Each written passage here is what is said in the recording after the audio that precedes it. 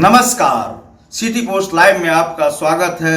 मैं हूं आपके साथ मुकेश कुमार सिंह। अभी हमारे साथ गोपाल ठाकुर हैं, जिन्होंने मधेपुरा लोकसभा क्षेत्र से अपना नामांकन भरा था, लेकिन उनके नामांकन को रद्द कर दिया गया। हम इनसे जानने की कोशिश करते हैं कि आखिर क्या वजह रही जो इनके नामांकन को रद्द कर दिया गया। गोपाल जी, आपने नामांकन किया। जी हाँ। आपने जो शर्तें थी कहाँ तक भरपाई की, जो कागजात जमा किए जाते हैं कैसे जमा किए, और क्या वजह रही जो नामांकन को रद्द कर दिया गया? नामांकन में 4 सेट में जमा होता है।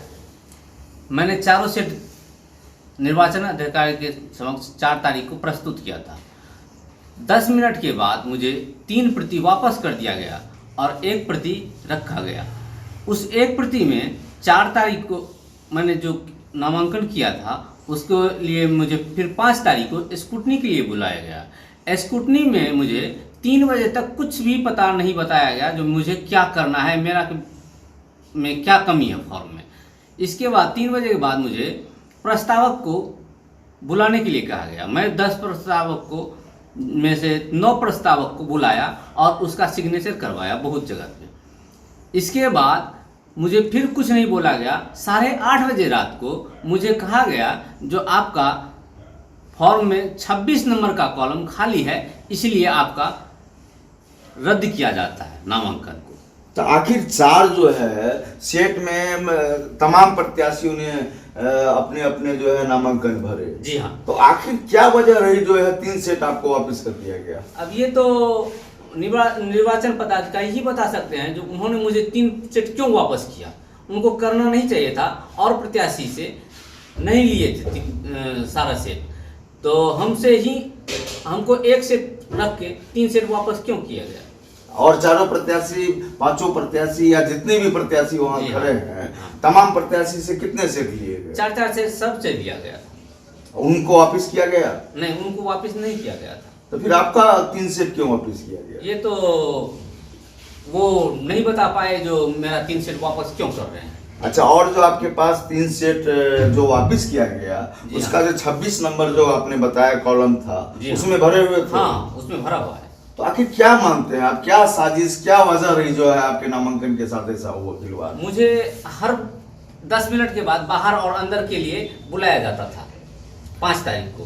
चूंकि एनडीए सरकार को ये पता है जो ये ब्राह्मण है और ब्राह्मण का वोट इसे मिल सकता था और मुझे मिलता भी। इसी डर के वजह से मेरा सेट को नामांकन को रद्द करवाया गया। और भी कोई वजह मानते हैं इसके अलावा? और भी कोई वजह हो सकती है? और कोई वजह नहीं हो सकती है, क्योंकि जब 4 सेट लेता था सबसे, तो हमसे 1 ही सेट क्यों लिया गया? 3 सेट मुझे वापस क्यों किया गया है? तो अब आप क्या करेंगे? अब मैं माननीय उच्च न्यायालय और सुप्रीम कोर्ट का दरवाजा खटखटाऊंगा, अपना पक्ष रखूंगा वहाँ। उच्च न्यायालय और सुप्रीम कोर्ट तो एक ही हुआ। सर्वोच्च न्यायालय वहाँ जाऊंगा। चुनाव आयोग नहीं जाएंगे? हाँ, चुनाव आयोग भी जाऊंगा। क्या लगता है वहाँ आपके साथ कैसा न्याय होगा? अब ये तो आने वाला वक्त ही बता सकता है।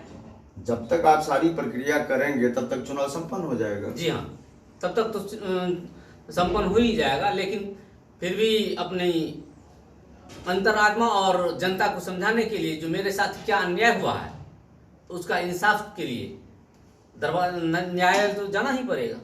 न्यायालय जाएंगे? जी हाँ। ये गोपाल जी ठाकुर हैं, इन्होंने बड़े ही उत्साह से अपना नामांकन जो है मधेपुरा लोकसभा क्षेत्र के लिए किया था, लेकिन इनकी किस्मत खराब कहिए या फिर साजिश, इनका नामांकन रद्द हो गया। 4 सेट में इन्होंने अपना नामांकन भरा था, लेकिन 3 सेट उसी दिन जो है इनको लौटा दिया गया जिस दिन इन्होंने नामांकन किया था। अब तमाम जितने प्रत्याशी मधेपुरा लोकसभा क्षेत्र से खड़े हुए हैं उनसे 4 सेट लिए गए हैं। तो एक बड़ा सवाल जरूर खड़ा होता है कि आखिर कौन सी ऐसी वजह रही कि गोपाल जी ठाकुर का जो 3 सेट था उसे वापस कर दिया गया। यह जांच का विषय है और जांच में क्या खुलकर सामने आता है। ठाकुर जी कह रहे हैं कि ये सर्वोच्च न्यायालय जाएंगे, इसके अलावा चुनाव आयोग जाएंगे और जनता के बीच जाकर के कहेंगे कि उनके साथ बड़ा अन्याय हुआ है। इनको यह भी शक हो रहा है कि ये चूंकि ब्राह्मण जाति से आते हैं तो ब्राह्मण जाति का वोट इनके खड़ा होने से इनके पक्ष में आता, जिसका नुकसान एनडीए को होता। शायद यह वजह हो सकती है, ये इनका कहना है। अब क्या इसका फलाफल निकलेगा ये आने वाला वक्त बताएगा। इस खबर में इतना ही।